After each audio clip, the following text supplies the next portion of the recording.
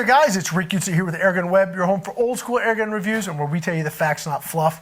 Today is a little public service announcement about filling your airgun, right? So yeah, for years I had a compressor or I had a tank, and then portable compressors came out, and yeah, what do? How do you get your gun filled? It's maybe a hand pump. Those are definitely options too. There's so many different options, and they all range in different pricing from $100 to $4,000, $5,000, $6,000, $8,000, $10,000, depending on how crazy you want to get. Yeah, there's lots of options out there. So how do you, as an air gunner, fill your air gun, especially when you have something like this? This is the AEA Element Max. I did a video recently on this gun to 50 cal. You get 3 to 4 shots out of this big tank, and it takes 4,500 PSI. You do not want to be hand pumping that, just let me tell you. So what do? You got a bottle? Awesome. Bottle, you take it to your scuba shop, you fill it up, you get 4,500 PSI in it. Awesome. You shoot your gun, you're not going to get the 4,500 in your gun because the pressure between the two is just going to equalize. It'll get close, but every time you top it off, after that, it's going to be a little less, a little less, a little less. Doesn't matter that this is much bigger, has more volume, it's going to equalize the pressure. That is the problem, right? I remember the days of scuba tanks, and I didn't understand this. I said, look at this huge scuba tank. But when the pressure in the tank gets to 2,800 PSI and my gun fills to 3,000, it doesn't matter that my gun cylinder is tiny and my tank's huge. If that's 28, I'm not going to get more than 28 in the bottle, or 28 in my gun, and that's just the way it works. So what do? Well, that's where the portable personal compressors come into play. And today I want to talk a little bit about the JTS compressor. Just got this in, I got it in last night, took it out of the box today, set it up, and I've been filling guns. So that's, there you go. That's how much time I got on it at this point. Now, I need to talk to Travis again because I believe from what he was telling me, they've got some secret sauce going on in here. Actually a special, it's either patent pending or patented cooling design, because what kills the portable compressors is heat. And what they've done is they've been able to create a system that is able to actually keep the compressor cool even under load, so you get extended run times, you can fill bigger bottles more quickly, it just works better. Also, they've got the internals now where you don't need oil, so no water, no oil, it's just purely air-cooled, basically maintenance-free. Now, I say basically maintenance-free. They do have a sheet that ships with it that tells you how to clean. There's a check valve in there. You got to clean that. And they even have a sheet that tells you how to replace the main seal. That is very cool. That tells me that they have thought about the longevity of the unit and that they expect end users to be able to service it. To me, that's 2 thumbs up, right? Because you spend, what you spend on something, I guess they're probably around $550-ish or whatever. You spend that money on something like this, and you want to get more than a year out of it, right? You want to get a long time out of it. Well, the fact that you can maintain it yourself is pretty cool. The fact that they put pictures and instructions and how-to in there, to me, is also pretty cool. But let's run through the process. Now, it does not come with an moisture separator. This is a rinky-dink small one. I would probably opt for a larger one just because, as good as these are, there's a tiny little air separator in there, and if you've got a large bottle like this, you want more. You want something besides that before stuff goes into your gun to clean and give an opportunity for the air to condense and not have moisture going into your gun. So that's super important. Definitely, this one's fine. This will work. Personally, especially if I was in a humid environment, like I was back in South Carolina, I'd want a big filter and water separator for sure. And it has to be on the output side, not the intake side. Yeah, drying air quotes, the air on the intake is absolutely worthless, does nothing. You need to do it on the outflow. So on the way out, you need to make sure that you clean it and give it a chance to condense and get some of that moisture out of it. Okay, so how does this whole thing work? Well, we've got our gun here, and this gun uses a fill probe right there. We are sitting at 180 bar. Now, the best way, if you can do it, let's say you have a big compressor, like I've got an Airgun, or maybe you've got one of the cage compressors that'll fill one of these bottles. if you don't want to spend just a ton of time waiting for this thing to chug, the best thing you can do is actually top this off as far as you can go with your tank, and then just use the little compressor to give you that just to the 4,500. If I were to hook this up and fill this now, we'd probably be looking at about 10 minutes or so, give or take. I'd actually going to be doing some of that testing, but I'm just guessing based on experience.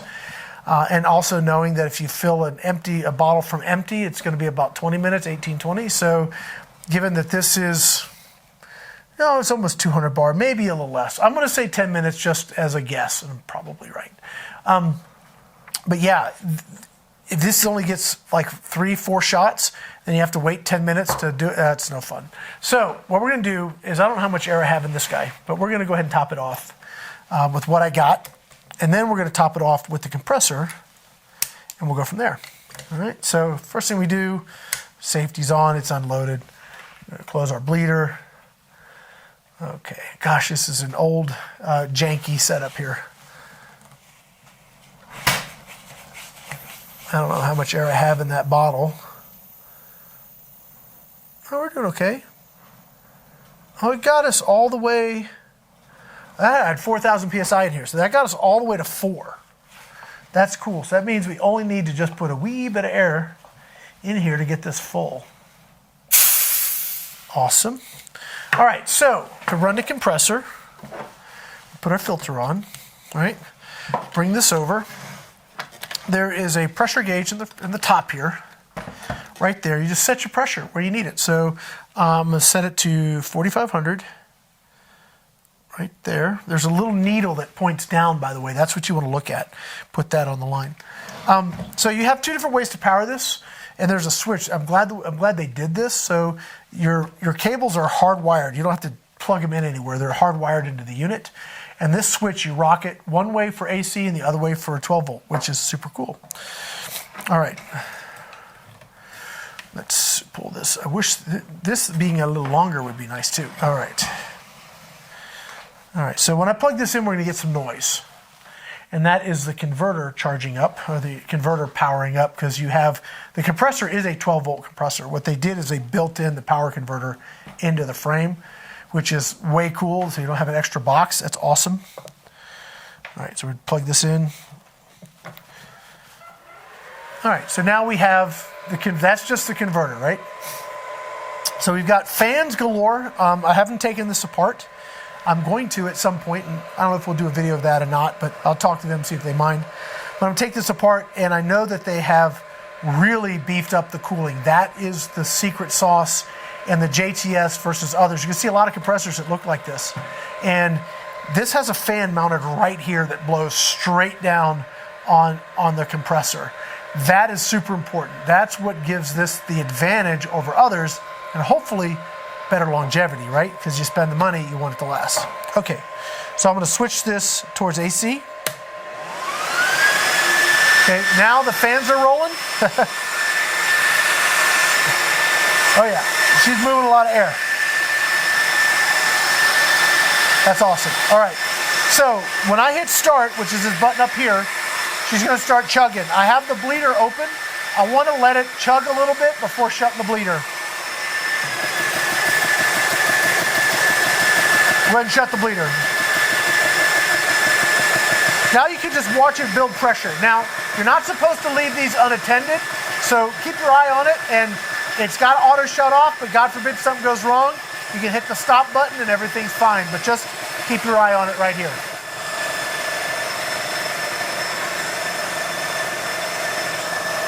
The other thing you'll want to do is listen for any leaks, because that will really slow down your fill time. You can also test it. It comes with a little test plug. So if you want to test the compressor and any attachments you have to make sure there's no leaks, put your test plug in, let it charge up all the way, and then listen for leaks when it's full. Okay, it looks like we've caught up with our bottle, or with our gun here. So that gauge may be off, or these are out of sync. We're sitting at about 3,700 PSI. So let's see how long it takes to get this topped all the way off.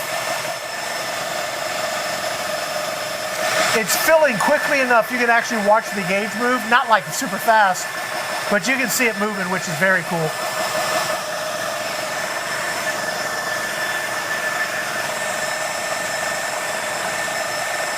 Okay, we're at 4,000 on the compressor now, and this is saying more than 4,000, so I don't know which gauge is right.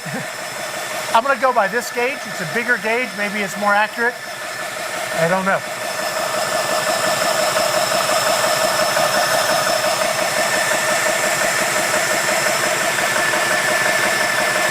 It's been about two and a half minutes, 3 minutes since we started, so we're getting there. About 41 and a half now, 41.50.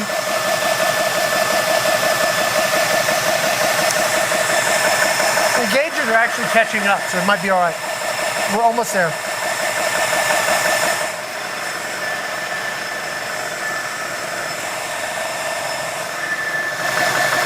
Almost there, getting close.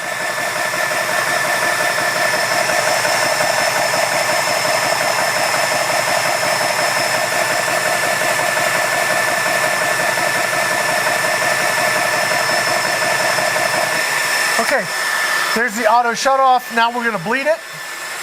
That was about 3.5, 4 minutes, give or take.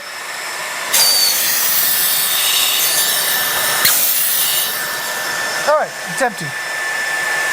When we shut that off, we can unplug it. We can disconnect our gun. Yeah, and so that's it. I mean, we've seen these portable compressors before. We've even seen the new ones that are coming out that are these, by the way, the gauge is just slightly off. It's saying like 4,600 PSI. So I think we're okay. I'll stick with the bigger gauge. I mean, we're seeing a lot of these compressors that are coming out that are very much, they look very much like this. And I think from when they first came out to now, they've gotten much better. I mean, a lot of brands are out there. Angie's testing one. I've had several come through the shop, and many of them do just very well. They just work. I do like what JTS is doing with this, however, by having the extra fan, the extra cooling, the more robust system, the guides on how to clean it, because this is a big deal when things start not filling properly. This cleaning section is important. And then you have to rebuild it. The fact that they're putting all that together, that's pretty cool.